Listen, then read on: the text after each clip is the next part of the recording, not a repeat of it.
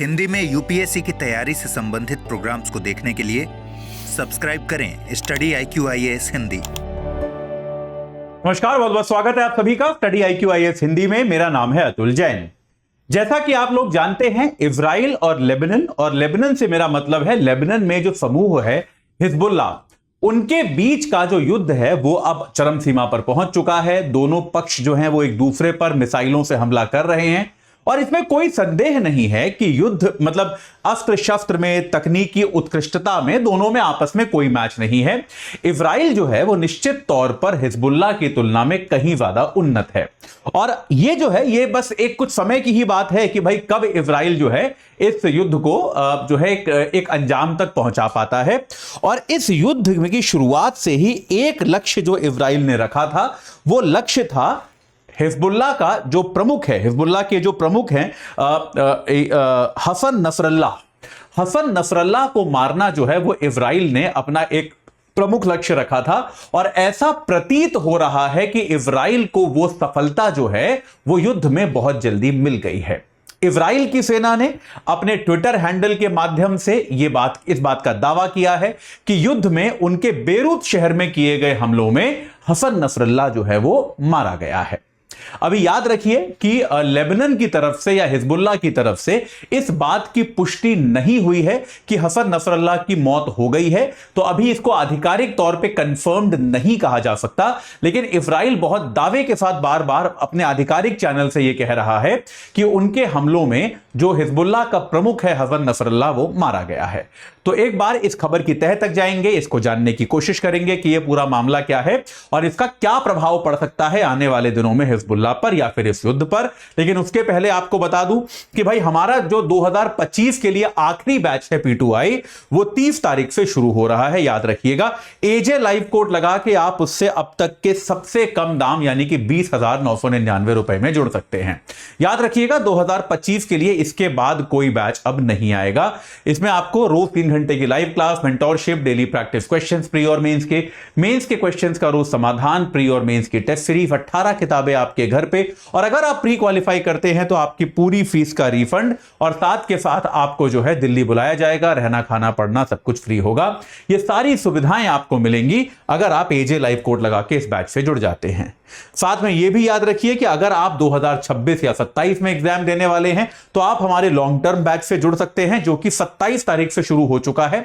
AJ live code लगा के 2026 वाला 29,999 और 27 वाला 34,999 में आप प्राप्त कर सकते हैं। तो आज ही अपने ये AJ लाइव कोड लगा के अपने पसंदीदा बैच से जुड़िए और अपनी तैयारी को सही आकार प्रदान कीजिए।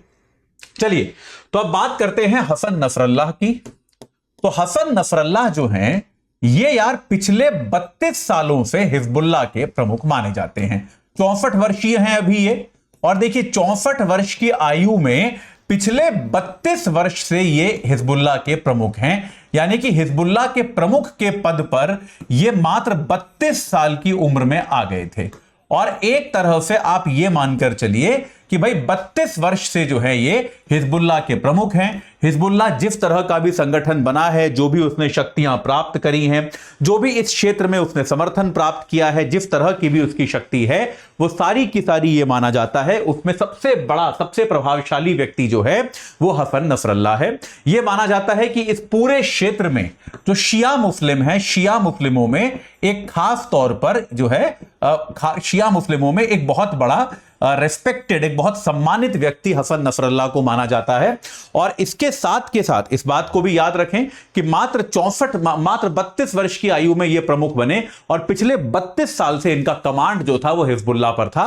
और लेबनान की सरकार जो है, लेबनान की जो चुनी हुई सरकार है या फिर जो वहां की आधिकारिक सरकार है, हालांकि उसमें हसन नसरल्लाह के पास कोई पद नहीं है, लेकिन यह बात पूरी दुनिया को पता है कि लेबनान का वास्तविक शासक अगर कोई है तो वो हसन नसरल्लाह ही है। लेबनान की जो बाकी सरकार है, बाकी जो वहां पे शक्तियां हैं, वो सारी की सारी जो है वो गौड़ हैं, वो सारी की सारी जो है वो द्वितीयक हैं, मतलब वो नाम मात्र के लिए हैं। डी फैक्टो जिसे कहते हैं, वास्तविक अर्थों में अगर किसी के हाथ में लेबनान का शासन है तो वो हसन नसरल्लाह के हाथ में है। हिजबुल्लाह के ये प्रमुख हैं। और भाई इजराइल में क्या हुआ है, अब इजराइल के जो सेना के प्रवक्ता हैं जिनका नाम है नवान शोशानी, उन्होंने इजराइल के सेना के प्रवक्ता हैं, जनरल हैं, उन्होंने अपने एक्स हैंडल से ट्वीट करके यह दावा किया है कि हसन नसरल्लाह जो है उनकी मौत हो गई है। सेना के एक और इजरायली सेना के एक और बड़े अधिकारी ने ट्वीट करके इस बात को कंफर्म किया है और उन्होंने कहा है कि भाई हसन नसरल्लाह जो है वो अब दुनिया में आतंक नहीं फैला पाएगा, उसकी मौत हो गई है, उसको मार दिया गया है। हिजबुल्लाह ने अभी तक हसन नसरल्लाह की मौत की कंफर्मेशन तो नहीं दी है, लेकिन हिजबुल्लाह ने भी इस बात की पुष्टि की है कि शुक्रवार से इनसे संपर्क नहीं हो पा रहा है। यह बात हिजबुल्लाह ने कह दी है कि शुक्रवार से, आज क्या हो गया, आज शनिवार है, तो शुक्रवार से हसन नसरल्लाह से किसी प्रकार का संपर्क नहीं हो पाया है। यह बात जो है ये हिजबुल्लाह ने कहा है और इसको देखकर ऐसा प्रतीत होता है कि शायद काफी हद तक ये बात जो है, ये खबर जो चल रही है कि हसन नसरल्लाह की मौत हो गई है, ये सही होने की आशंका है, ये बात सही हो सकती है। लेकिन यहां पर संदेह इसलिए भी ज्यादा हो रहा है, थोड़ा जो संदेह है वो इसलिए भी है कि सन 2006 में भी, भाई याद रखिए 2006 में भी इजराइल और लेबनान का युद्ध हुआ था। ये तो आपको पहले बता चुका ना मैं, 2006 में भी इजराइल और लेबनान का युद्ध हुआ था। उस समय भी इजराइल ने दावा किया था कि नसरल्लाह की मौत हो गई है, लेकिन इस दावे के कुछ हफ्तों बाद ही नसरल्लाह एक बार दोबारा सामने आ गए थे और उनकी मौत की खबर झूठी पाई गई थी। तो इस बार भी जब तक पूरी तरह से कंफर्मेशन नहीं हो जाता, इस बात को पूरे दावे के साथ कह पाना कि हसन नसरल्लाह मर गए हैं या उनकी मौत हो गई है, यह उचित नहीं होगा।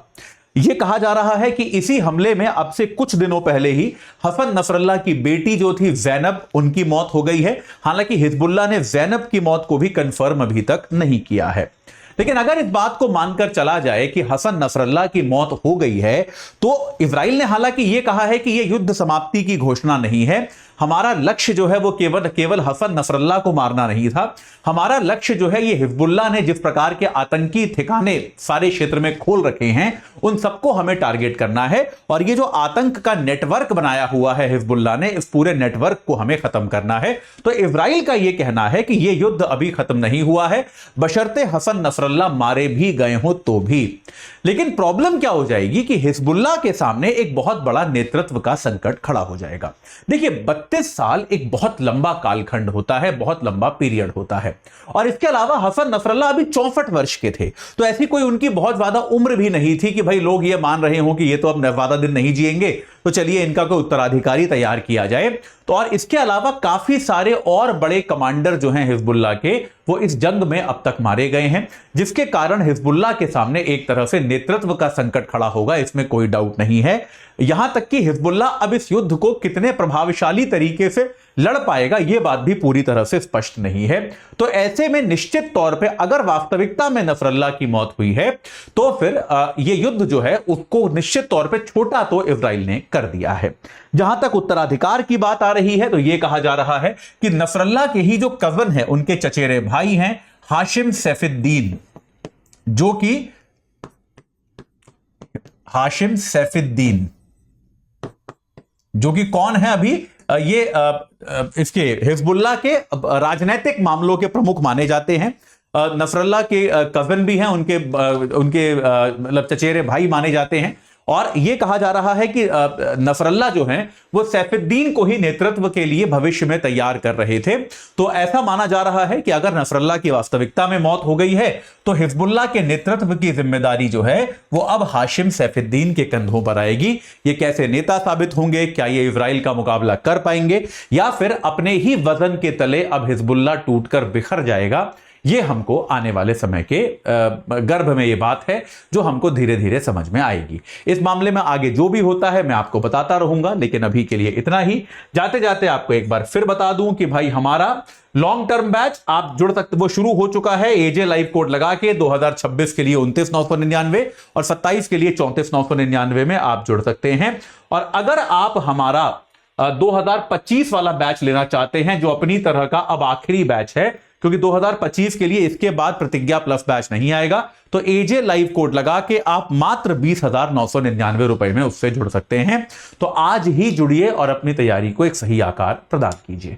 इस चर्चा से जुड़ने के लिए आप सभी का बहुत बहुत धन्यवाद। हिंदी में यूपीएससी की तैयारी से संबंधित प्रोग्राम्स को देखने के लिए सब्सक्राइब करें स्टडी IQ IAS हिंदी।